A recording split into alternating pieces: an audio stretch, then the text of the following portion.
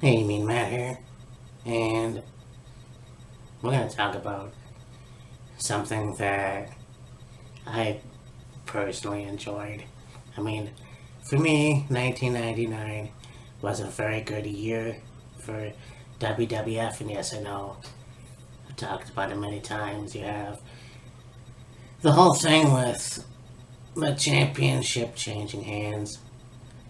I guess at the time I thought, hey, that's cool. You know what I mean? Like, yeah, I mean, it was cool at the time because I actually don't know why. It just was. Wrestlemania 15 was still a good show, and yeah, here we go. So the pre-show, at the time it was Heat, Sunday Night Heat, that you had these shows before WrestleMania, which I thought were cool because they were in the arena, it was free, so that was pretty cool. You have Jacqueline with Terry, who defeated Ivory, who had D'Lo Brown in a corner for some reason. Then you have this match. This was a battle royal to determine number one contenders for WWF title. You got D'Lo and Test, which I do not remember that pairing. One when Draws eliminated Godfather. So, no, they eliminated each other. So yeah, it was D'Lo and Test. I do not remember them as a tag team, so don't think they won the titles anyhow. So then you have the hardcore triple threat.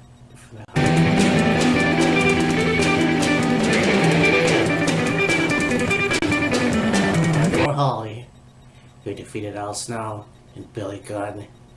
This was cool. Billy Gunn was the hardcore champion at the time, which still blows my mind. I mean, he was the hardcore champion, and at the same time, I believe that Road Dogg was the Intercontinental champion. So,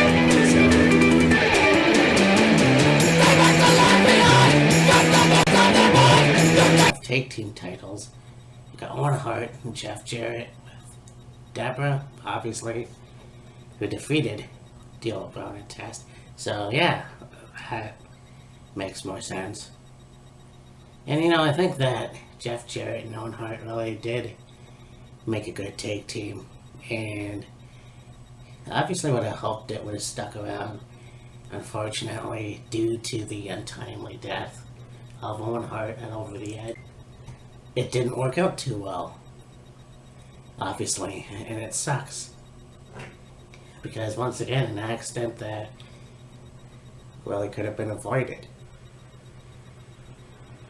But I'm glad they had this time to be the tag team champions.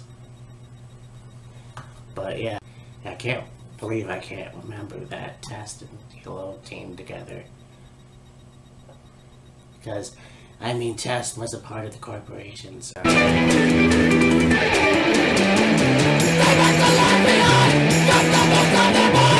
Overall, with Butterbean defeating Bart Gunn. This is at the Dark Side of the Ring documentary, and they talk all about that shit. So it was a very bad, hey, here's an idea. Let's have these guys work out their, shoot problems and let them box it out.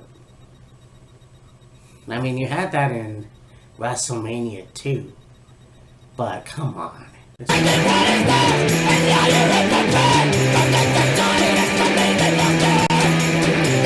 you have this match, Mankind versus Big Show. The winner would go on to ref the WWF title match. This was pretty good. I mean, you had them pull out all the stops. Big Show choke slamming Mankind on chairs. You have Mankind with the mandible claw, Mr. Sago. But yeah, basically Mankind won via disqualification. So that calls out Mr. McMahon. He confronts Big Show in the ring, slaps him in the face, which causes Big Show to punch him out. And, it's funny, years later, you would see Big Show not do this thing, but more like a real hook to the head, I guess. Real knockout punch. But, yeah, Big Show face turn.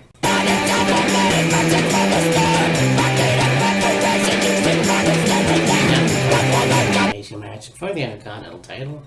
Like I said before, you got Road Dogg, who defeated Goldust with the Blue Meanie and Ryan Shamrock.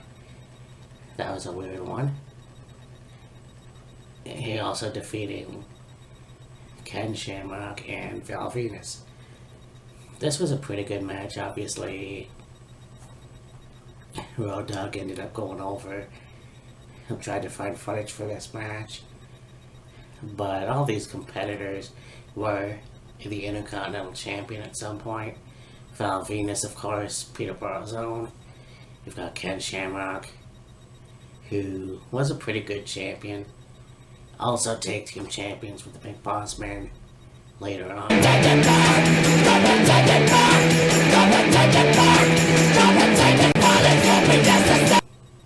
Then you have this match. You got Kane versus Triple H. Of course, Kane comes out.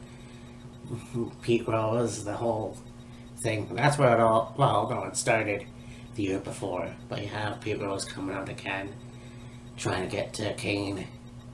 Kane had the chicken suit, takes the head off, and there's Pete.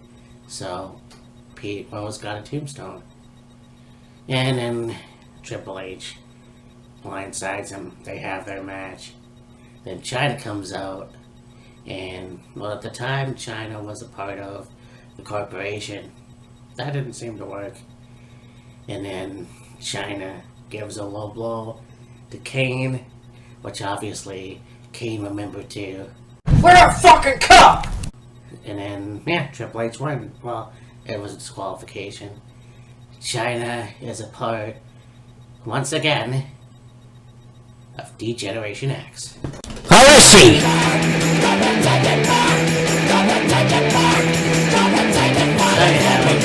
Sable, who defeated Tori for, well, actually no, she defeated Tori, retaining the Women's Championship. And Tori wasn't very good. She just wasn't. I don't know really what happened to her. She didn't stay for very long. She was basically X-Pac's arm candy. Yeah. So then there was a storyline with her and Kane. I think it was, yeah. Well, no, she managed Kane and X-Pac, and then the turn happened. So yeah, Sable was a better wrestler.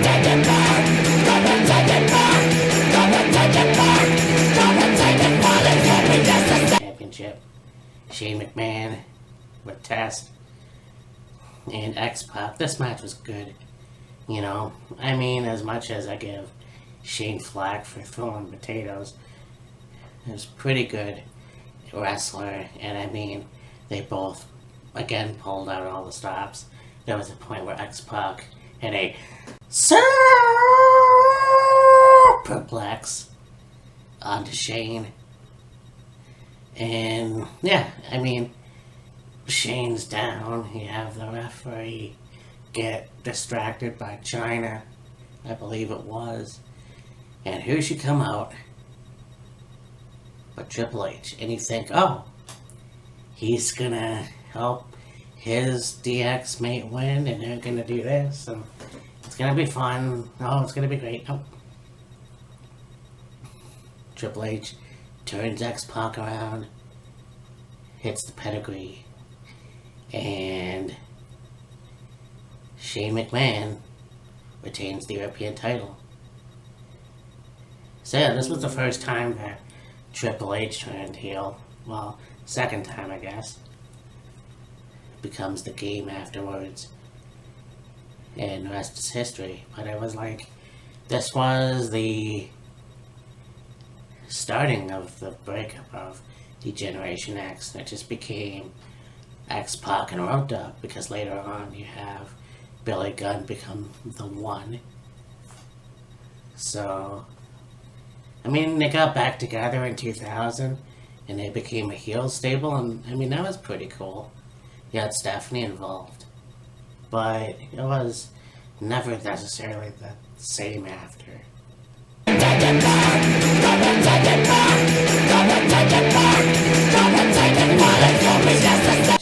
You've got Undertaker versus Big Boss Man, and a lot of people kind of badmouth this match.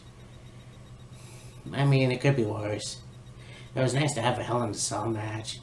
To be quite honest with you, the first time I reviewed it, I almost forgot to put this match on the card, so maybe it wasn't that good. But Undertaker ended up going over, and then you have like Brood come out and they assist getting Big Boss Man in a noose and the hanging, if you will, and that was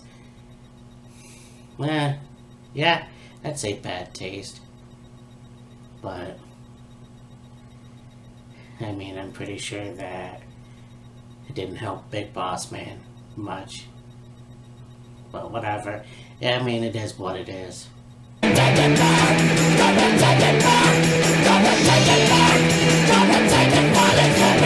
That's a WWF title, no disqualification. So, the corporation was banned from ringside, and Mankind was a special guest referee. So this match was pretty cool. Wrestled all over the ring, all over the outside, up the ramp, into the crowd. This match was just very, very good. There was a point where having McMahon come out, Shane and Vince, to watch the match, and they didn't know which way this was gonna go. But yeah, Stone Cold Steve Austin becomes your new WWF champion for the second time. And I remember going back to school this Monday after WrestleMania, and my friend at the time was a huge Rock fan, and I was within earshot, and somebody asked him how WrestleMania was, and he said it sucked. And I was like, my man. I mean, there was no doubt that Stone Cold was gonna lose. He had to become the champion. But this was a really good show, and I mean, like I said, I liked it. I liked the year. There was a lot of memories for me. But anyways, yeah, there's your WrestleMania 15. And I'll talk to you later. Bye. Oh, yeah. So you know that them cutting WCW was a long time coming. But I think that there's this myth out there that Jamie Keller that's why he took pleasure in cutting WCW. I don't think that's the case at all. Because if you look at some of his earlier interviews, like